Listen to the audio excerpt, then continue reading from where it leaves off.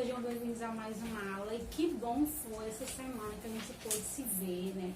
Conversar, estava tão ansiosa para vê-los e botar o papo em dias, e foi muito bom. Foi top a aula, gostei muito de estar com vocês. Infelizmente nem todo mundo pôde ir, né? A gente compreende a ausência de vocês, mas saibam que nós estaremos sempre juntos por aqui, virtualmente, mandando as tarefas, conversando pelo WhatsApp, sempre que precisar, no dia da aula, logicamente, né, meus queridos amados. Mande mensagem, que a tia vai responder, certo? Então, essa semana a gente vai se encontrar virtualmente, né? E vamos recapitular para quem não esteve, o que a gente viu na sala de aula. Nós vimos na sala de aula sobre a harmonia das funções reprodutivas, capítulo 7. E quando a gente fala de harmonia, a gente está falando de uma coisa que dá certo, que se combina, que funciona corretamente, que funciona em uma linha, vamos dizer, em uma linha, em um equilíbrio, que tem equilíbrio. Então, se vocês forem observar, nem sempre nós fomos assim, tivemos esse corpo desse jeito, né? Nós fomos evoluindo, nós não evoluímos, nós desenvolvemos, né? Nós nascemos de um jeito, nós fomos desenvolvidos fetalmente, depois a gente foi se desenvolvendo até a gente nascer e crescer.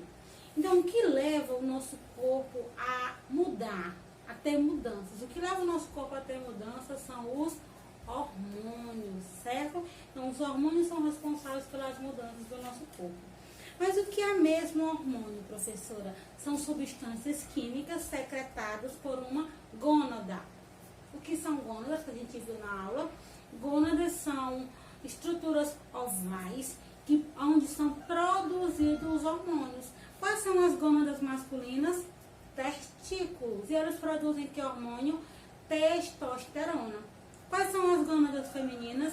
Ovário. E produzem quais hormônios? Estrogênio e progesterona, certo? Então, vamos lá. É importante também relembrar, né, que quando a gente nasce, do segundo ao quinto mês, tem um aumento dessa produção hormonal, porém na nossa fase da infância inteira, os nossos hormônios se mantêm estagnados. E só com o tempo, né, depois, na puberdade, é que esses hormônios começam a dar uma evoluída, uma subida.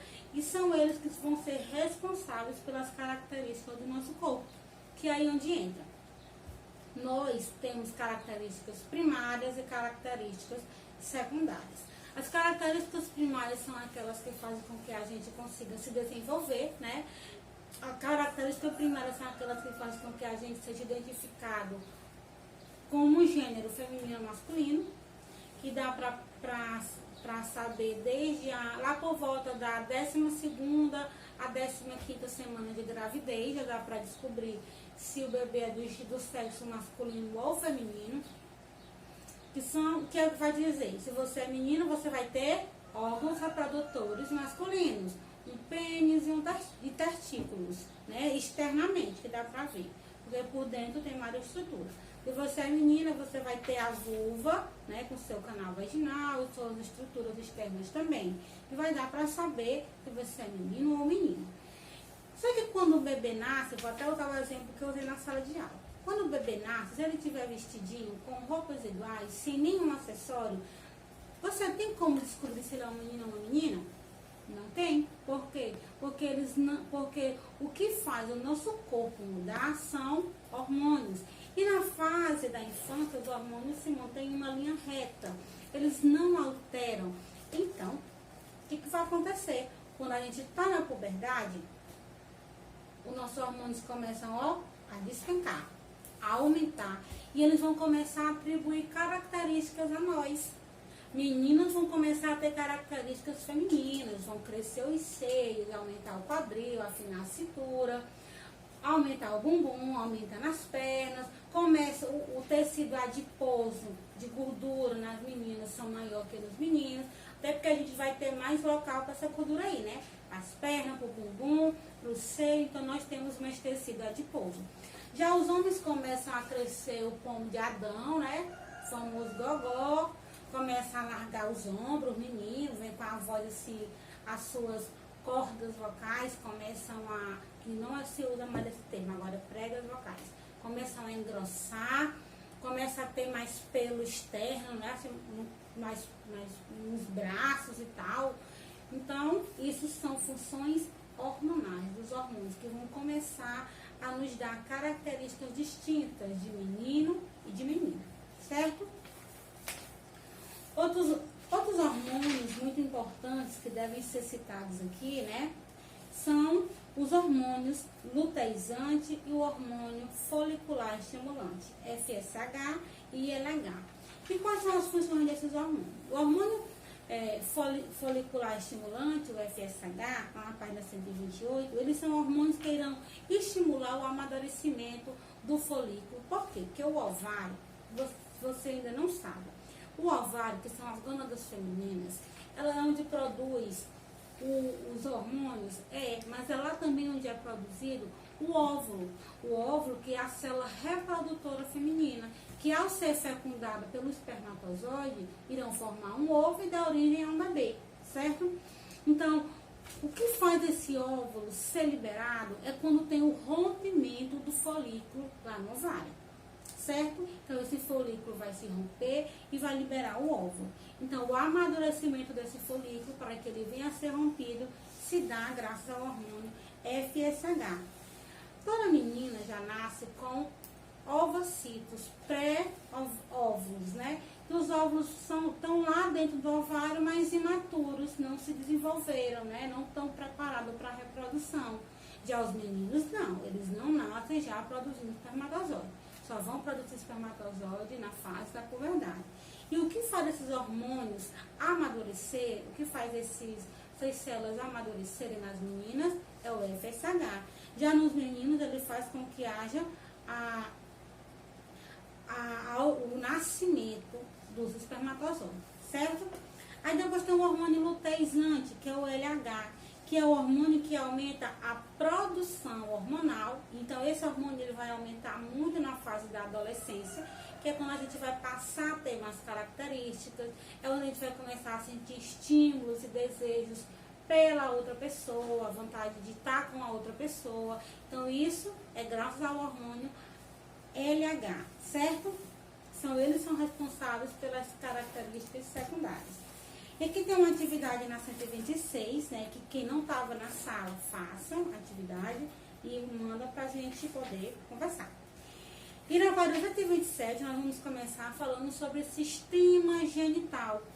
Alguns livros é muito comum você ver como sistema uroreprodutor genital. Porque o nosso sistema genital, que são os nossos órgãos íntimos, né? Eles têm função, além de reprodução, né? A nossa genitália, além de reprodução, ela tem a função, ela também faz parte do sistema urogenital, que é por onde vai sair a urina, certo? Então, além da função reprodutora, também tem a função de residual, de eliminar resíduos, que no caso é a urina. Então, o processo de reprodução sexuada consiste na união de dois indivíduos da mesma espécie. Reprodução sexuada vai ocorrer quando animais da mesma espécie irão unir suas células para poder ocorrer a reprodução. Lembrando que essas células reprodutoras, elas têm que ser diferentes. Por isso que sempre há uma união de espermatozoide com óvulo. A mulher, quem tem óvulo? Mulher. Quem tem espermatozoide? Homem, certo? Então, vocês observam na 127 que tem uma imagem, onde tem uma bola. Nessa bola tem dentro lá XX. Essa bola maior aí é o nome de óvulo. E essa bola tem um XX. O que é esse XX, professora? São os cromossomos, que são fragmentos do DNA. Então, se é mulher, ela vai ter que tipo de cromossomo? XX. Aí tem mais, aí não tem um bichinho aí com um rabinho, que é o espermatozoide. E dentro dele tem XX? Não. O espermatozoide tem como cromossomo X e Y. Então, os cromossomos é diferente. Aí é o seguinte, a união deles dois vai formar um zigoto. E aí é que dá para saber se vai ser menino ou se vai ser menina.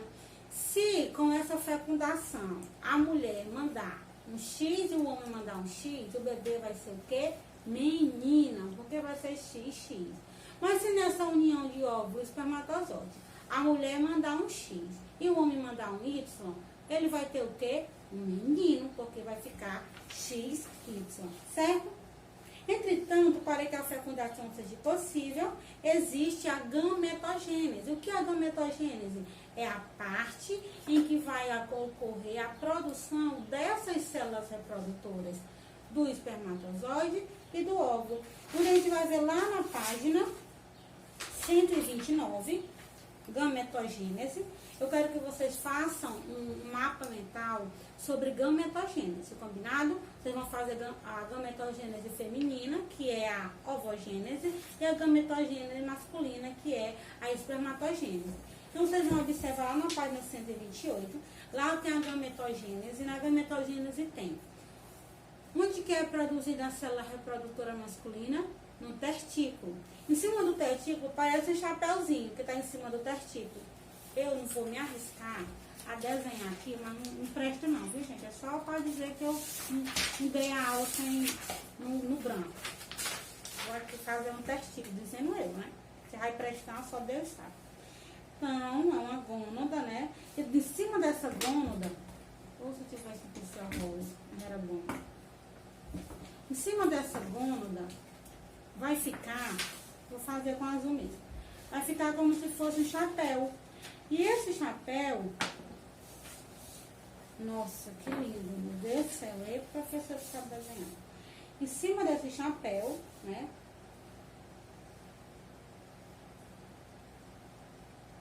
Nunca que o testículo é assim, mas fingindo eu que é. Aqui tem um testículo, não foi aqui do meu testículo. E vocês observam que ele tem parecendo um negocinho, né? Um bichinho assim, um caminhozinho.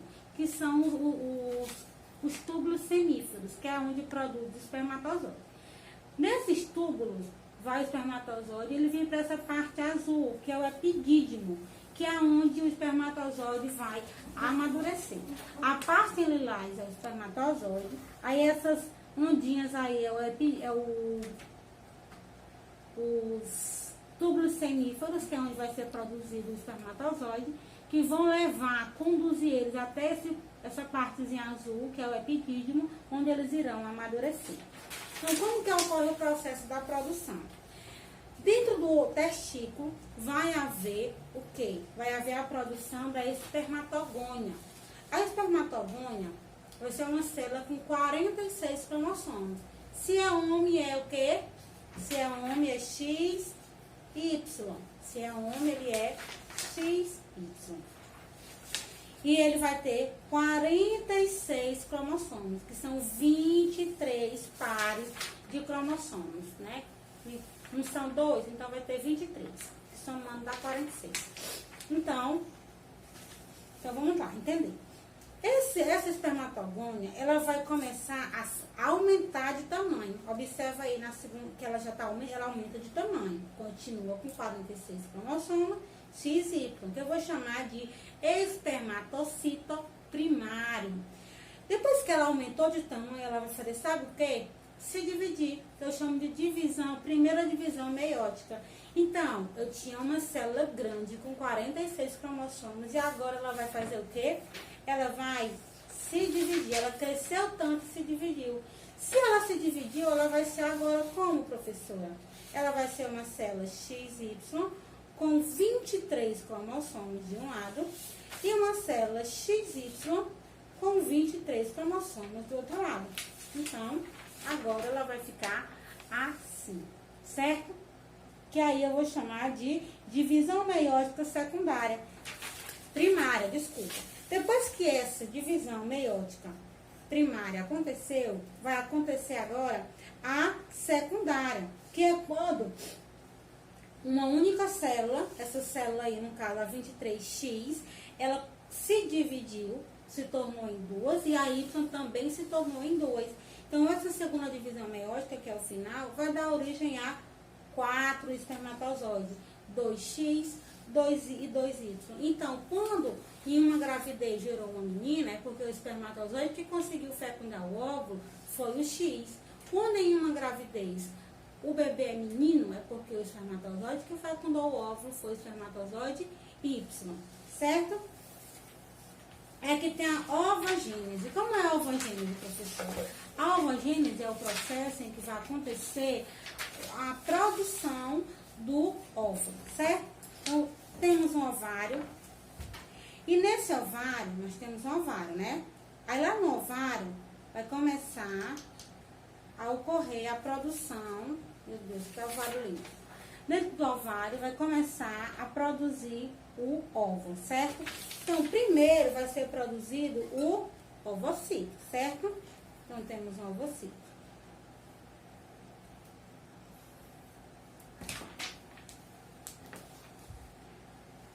Tá aí o ovocito. Então, nós estamos aqui fazendo o ovocito. O ovocito, assim como a espermatogônia, ele possui o quê? 46 cromossomos XX, certo? No folículo primário. E assim como lá no espermatocito primário, que ele começa a crescer, ele também vai começar a crescer. E no caso vai aumentar as células foliculares, que é essa aqui que eu estou fazendo em parte rosa, tá vendo? São as células foliculares. Elas vão começar a dobrar, vou fazer até a segunda camada aqui para não desenhar de novo. Elas vão começar a dobrar, vão aumentar, certo? Elas vão aumentar, tô aqui fazendo a cor linda, ó, professora. Então ela começa a dobrar de tamanho. Ela continua sendo um ovocito primário, só que aí no caso não é mais,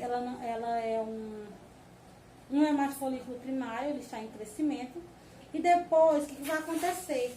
Essa parte aqui, que é o ovocito em lilazinho, ele vai começar a descer pra cá. Ele vem pra cá, certo? Até aqui desenhar pra ficar show.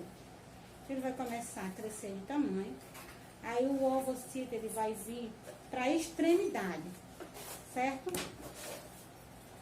Ele vai começar, ele vai criar tipo um vácuo, né?